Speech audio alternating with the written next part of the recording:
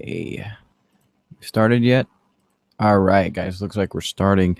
This is Nick Giamarino from globalcurrencyreset.net. I want to welcome everybody to this quick presentation I'm going to be doing. We're going to be going over just a few things, not in detail. This is just an overview. We will be doing a complete course through all of these different topics, and this is completely free. There's no charge. You don't need to have any kind of subscription or worry about anything to be charged in the future. This is all free. I do recommend you get on the newsletter so you know when the new videos are uploaded. So we'll discuss that later on. Here's what we're going to be discussing right now. We'll just go over the 1-800 numbers, private banking, wealth managers, cashing out, how to contact the banks themselves, and the latest news to what's going on. And the main purpose of this presentation is going to be to learn the correct way to contact the banks through the little-known private banking method. So first thing we're going to go over is the 1-800 numbers. And like I said, guys, this is an overview. I don't want to spend an hour going over this. Maybe over the course of the videos we will, but we're going to just focus on just going over the topics real quickly. Are there really 1-800 numbers? Why would there be? That's the other thing you guys are probably asking. Why do we need 1-800 numbers? Well, first of all, there are 1-800 numbers, except not in the sense of what you guys are thinking about. They're going to be numbers to the different banks, but I don't anticipate there being just one number to all the call centers. In fact, I don't even believe there's going to be necessarily call centers for this. I figure that there might very well just be people just being told to go to their banks and cash out. I don't anticipate this call center stuff. It doesn't make sense. People at the call centers are going to know what's going on, and they would want to go, cash out themselves or get invested as quickly as they could. So I don't see that happening. The other thing is, when did the 1-800 numbers actually start getting mentioned? Well, I did a little research here, and you guys remember how I told you about how you can get to the Dinar Guru archives? Well, I started searching through these, and you can see they go all the way back. I'm sorry, let me go and zoom in because I know most of you guys aren't going to be able to see my screen. So we're here on the Dinar Guru archives, and you can see all the different dates, February 2011. So the first mention of it is here. Now I'm going to have to actually zoom out because their site isn't very responsive. Okay, so we're on page 4, which is, let me see. This is page 4. So if you type in Dinar Guru archives, look for this right here, November 28th. And the first mention with 800 numbers is right here. It was on the 5th of December 2011, and all the guy's just saying is has a banker, and she had him call a bank-to-bank 800 number, and that the rate's going to be, the rate is showing 571. So this guy was saying that the rate was showing 571, and then you would call an 800 number. This was back in December of 2011, and obviously that guy was not telling the truth. In fact, I wonder if any of these guys are actually telling the truth. So there was nothing else until page 13. So page 13 is going to be way down here. You can see over here where my mouse is, where it will show the page. So here we are, Dinar Guru archive. This is page 13. So we're on page 13 here, and you can see I've already got open the search bar for 800 numbers, and then the first incident that comes up, of course, is Tony, and that was on September 27, 2013. This was the first mention of the 1-800 numbers for 2 years. We didn't hear about it from anybody else for 2 years, and the reason I know is because I painstakingly went through all the pages to find out when 800 was actually numbered, when it came through. Even Tony back then wasn't talking about the 800 numbers. So back to this. So he talks about the 800 number, and he talks about it again and again and again. Actually, Oki started mentioning it. Even though Oki knew nothing about it, he started mentioning 800 numbers. So he's kind of just posting whatever Tony posts, it seems. Not trying to put Oki down, but he's stated some things that don't really make sense either. Here we are again. This was Oki, January of 2014, saying I was informed Tuesday I would receive the 800 numbers. Right. So he never got them. And more stuff about, okay, then 6 days later, he said, I was told yesterday to expect the 800 numbers during the night. He's not, but that hasn't occurred. You can just keep going. So there's all this nonsense. Tony's talking about China rate. Oh, remember this? You call the 800 number for the China rate is $32. Okay, so that was something that he quickly dropped because he realized how ridiculous that sounded. So, all right, we'll forget about that. Let's go back to the presentation because this is just boring stuff. So here we are. Okay, when would you call these numbers? Obviously, you would call the 800 numbers, when you're ready to exchange. And here's the thing, guys. Most banks don't even use 800 numbers for the local branches. You would just call up the local branches and, you would set up a private exchange or, at the bank, which is really a public exchange. Private is more like, you go into a non-bank area. People get confused with private banking, private exchanges. Private banking is essentially, you could think of it as like what the really rich people do. They go into the bank. It's like a more personal setting. I've done this before, by the way, guys, and I'm not super rich, but I've done private banking. It's real simple. Usually you have to have at least, in some cases, $100,000, but they make exceptions for people. Me being a veteran, they make exceptions for me. And, should I sign the NDA? Is it necessary? First of all, there shouldn't be an NDA because this is not illegal. You're not doing anything illegal. Usually NDAs are meant to keep people quiet, and they can't keep the whole world quiet for something like this. So is it necessary? No, it is not. And I guarantee you somebody like me is going to sign the NDA and bring a recorder in and videotape the entire thing and post it up on YouTube, or they'll use something called live stream, which is even better because then everybody gets to see it live. And like, hey, I'm going to exchange, watch what happens. And you can't really say they broke the NDA because, they were filming before they went in. So as for the NDA, I think it's stupid, and I don't think you guys should worry about that. And has anyone cashed out already? Absolutely not, because you would have heard about it. So that's the end of that argument. No one has cashed out. There's no proof. No one has been able to send me proof.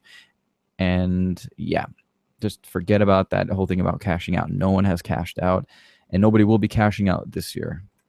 Okay, what's private banking? The history. It's gone on for hundreds of years. How much does it cost? I went to Chase Bank, and maybe I have special privilege, but they told me it's free for me. I'm a veteran. What do you need to get started? Usually, you have a good amount of money. First of all, also you'll need proper identification, birth certificate, driver's license, current source of income or proof of income, such as if you are getting willed, $1 million, you need proof of that. You might even want to bring your lawyer with you. What is the best bank to visit? I'll go over that down the road. List building. This is something you guys want to do on your own. Get your bank, wherever your local banks are. It's very simple. I don't care where you live. Just type in, here, I can do this for you guys, but I'm not going to. You just type in like Atlanta Bank, and then just go through the Google listings, write down the name, address, and hours. Local versus international. So that's going to go over if you live in Arizona, or if you live in Iraq, or if you live in Dubai, or if you live in Canada, or if you live in the Philippines, or Australia, anywhere. Notes for U.S. residents. I'll be going over this in the future for Australia, Canada, and Puerto Rico, which, by the way, those are like the top 3 people who visit the site. The first one's obviously United States, and then we get a lot of people from Puerto Rico, Canada, and United States. Obviously, Puerto Rico is part of the United States, and Australia's on there too. A lot of you guys from Australia coming to the site recently. What to bring, we'll go over that. Obviously, you need something like I mentioned, your IDs, your income, where to put the funds. I wish those things wouldn't pop up. Yeah, where you want to put your funds for, when you finally do cash out. In my opinion, I would just take cash and, quickly go out to your gold and silver dealer and buy gold and silver. Okay. Obviously, I'm not making any money telling you that. I could easily say, oh, you should buy more currency, but I'm not going to tell you that. This is what I'm doing. Whatever money I do make, whether I make, 100, 100%, 200%, 1,000%, whatever increase I get, I'll just immediately cash out and probably go buy gold and silver, or a car, something tangible, something I can actually use. I'm not going to leave it in the bank. When to transfer, some people were concerned, you can't transfer your money for 30 days. I'll go over that. Obviously, more overseas instructions for people who are not in the United States. How to contact the banks in person would be the best. You can do phone or teleconference for a lot of places using Skype where they can see you. Email is really stupid. It's slow. And then, you could get somebody who doesn't filter your email properly. And then you have to respond back and then they have to connect you. Email is just kind of worthless for contacting the banks. Best thing to do is go in person or call them up on the phone. So, like I said, all these topics, guys, we will be going over in the future in depth. I really just want you to know what's going on. So for the latest news, just go to the site and you're going to click on the news or the breaking news link, do a search for updates, monitor the news by setting up Google Alerts, and then you can check the Dinar sites, but I don't bother. So that's it for the presentation. We're going to go into detail over all that stuff. But yeah, just so you guys know, here are some private bank, here are some what I would call 800 numbers, but they're not really. It's just the numbers to the banks. Like here's the one in Atlanta. You guys could call this guy up. He's pretty close by. In fact, here's his email address. And there's a whole bunch of them, but I really don't want to get into that right now. There's so much more. Stay on top of this, guys. Check out the key news page. It'll be right here. Just click on news, and this will update each day. Okay. If you haven't subscribed to the newsletter, there's a link here on the breaking news page. There's more updates. There's a link to Dinar RV News, which is right there. It's another site. I'm doing dinarrvnews.net. Here are the links that update every day. Yuan, Dong, and gold and silver. ISIS announces a new currency. That's a headline from CNN. So this thing updates every day. And like I said, for the newsletter, you're going to be on the homepage of Global Reset. Just click newsletter, and then you'll see a link right up there at the top that says, here's the first Global Currency Reset newsletter, subscribe, and then boom, name, email, that's it. And you guys will get the newsletters. Plus, you'll be notified as soon as I post any new videos or important videos. Okay, that's basically it. All the Facebook, Google+, LinkedIn pages, Twitter, YouTube, they're all right here. When you're on the homepage of the site, just scroll down a little and you'll see the links.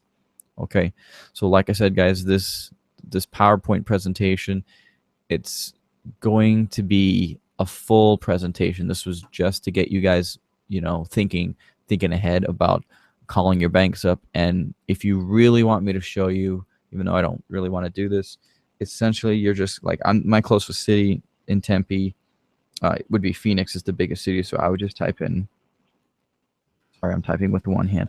I would just type in Phoenix banks, Google like this.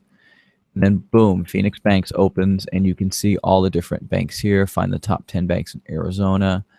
But guys, I am building you an awesome list right now. I'll go ahead and show you a preview of it. In fact, let me see if I have it open. It's not even a fully edited document, I think.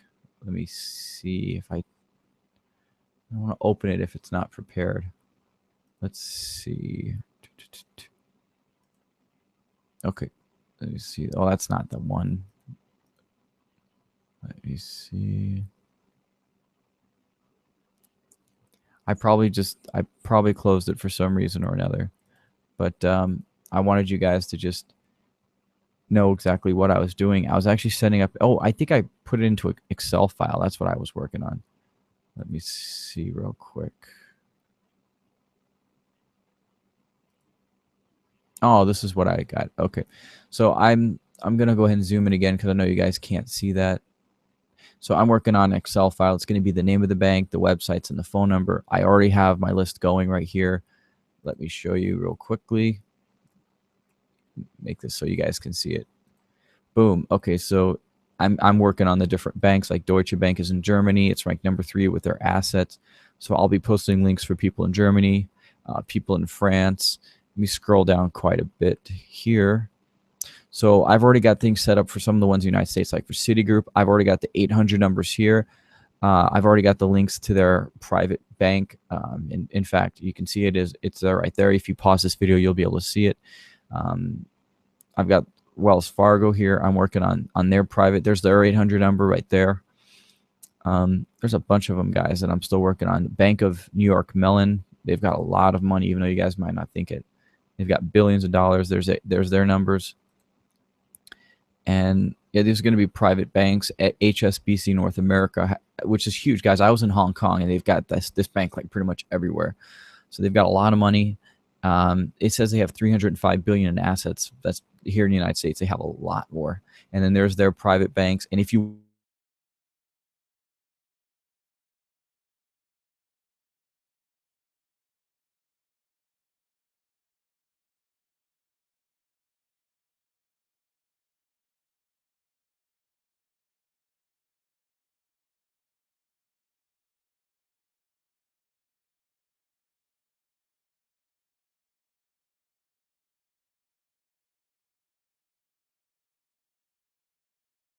I have some. Give me 1 second. Okay. So here's HSBC, and if you want to do private exchanges, you would insert your information here. So this is just the private exchange stuff. This is HSBC. You guys can see up here. Let me go and zoom in again because I know you guys can't see. Google automatically resizes stuff, but so here we are, HSBC Private Banking. Okay, guys. So if you wanted to do an exchange, you would just enter your information, tell them where you live, and everything like that. Okay, so that's it. This is just an overview. I'm going to go into a lot more detail in the future. In the meantime, please give this video a thumbs up if you found the information useful. Also, I'm going to be answering you guys' questions directly. So I want you to comment below this video. Okay, let me know what you think. Give me your questions, and I will answer those in the next video. Okay, thanks, everybody, and I'll talk to you soon. Bye.